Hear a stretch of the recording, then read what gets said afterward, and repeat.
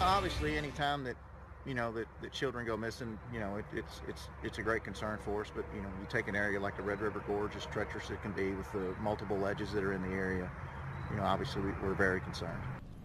Good evening, everybody. It's a happy ending this afternoon to the search for a tri-state boy and his cousin who went missing from a campground in Red River Gorge. They disappeared yesterday evening in the rugged terrain of eastern Kentucky. 5-year-old Michael Esposito is from Batavia. 7-year-old Adrian Ross is from Bloomington, Indiana. Local 12's Anjanette Levy spent the day following the search. She joins us live from Wolfe County, Kentucky. Anjanette. Well, Rob, it is so nice to be able to tell you that those boys are okay tonight.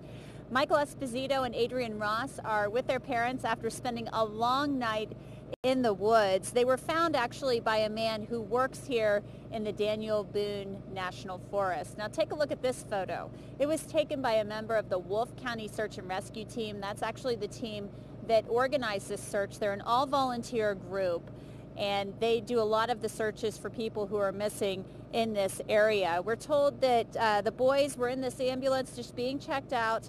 They are okay, just a couple of bumps and some scratches. Now, this was a massive search for these boys. People who live in this community came out to search for them, along with firefighters, park rangers, of course, the boys' families. There were so many volunteers that some people were actually turned away.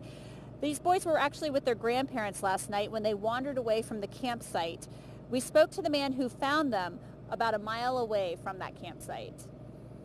As I was walking up the drain, I would just continue to yell their names, and just got to a point where it forked and took a break, and it was quiet, and I just barely heard them, and yelled for them again, and I was able to confirm that it was them, and so took off running up there and contacted these guys behind me, and found them about 5 minutes later up there, and they communicated back and forth with me so I could actually find them. I knew if it rained and then they were out in the rain, and especially if they spent a second night wet and cold, that it just would not be good. So I just kept praying, find them before the rain, and 30 minutes before the rain, that's when they were found.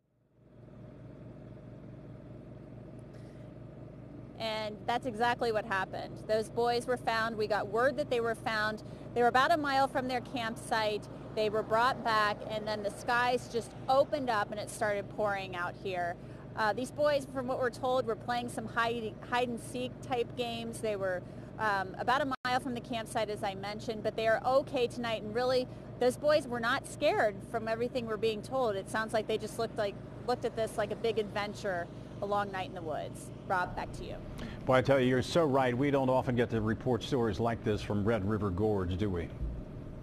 Right. No, and I know we've heard about stories where people have, unfortunately died and walked off ledges and things like that.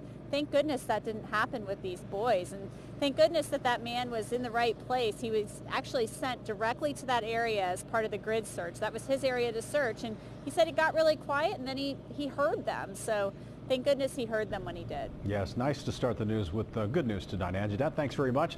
There are more than 60 miles of trails in the Red River Gorge, and state police say there are cliffs in every direction. So the